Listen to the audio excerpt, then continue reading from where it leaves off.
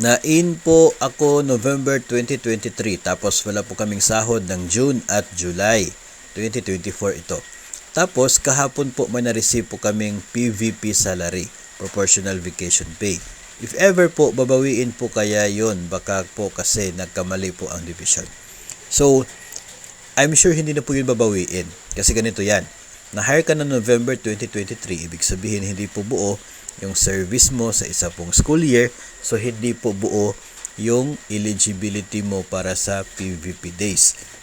So hindi po kayo eligible sa buong sahod kapag bakasyon or school break. Kaya po yun ang dahilan kung bakit tinanggal kayo sa payroll noong June at July.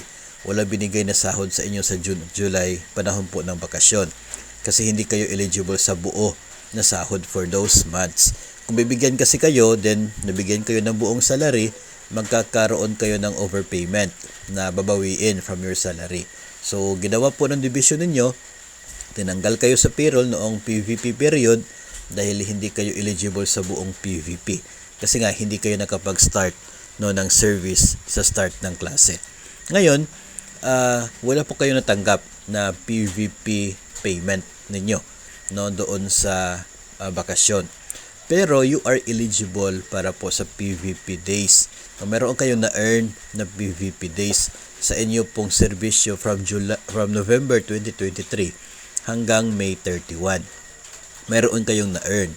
Ngayon, dahil meron kayong na-earn na hindi po sapat pampasweldo sa 2 buwan na bakasyon, so binigay sa inyo ngayon. Yung nakuha ninyo na hindi isinahod noong bakasyon kasi kulang nga, ay binigay sa inyo ngayon.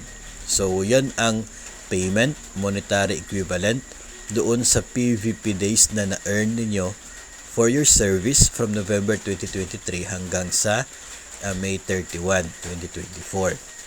So, yun ay para po sa inyo. So, hindi na po yun babawiin. Sa inyo po talaga yan.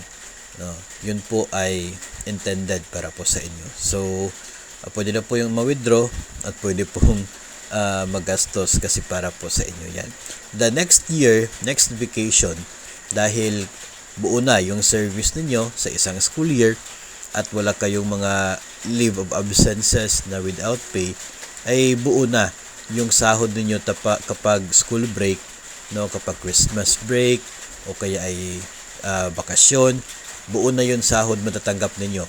Wala na kayong special na PVP payment na ibibigay, aside from those salary sa bakasyon. Kasi yun na, yung sahod sa bakasyon, yun na ang PVP para po sa inyo by next year.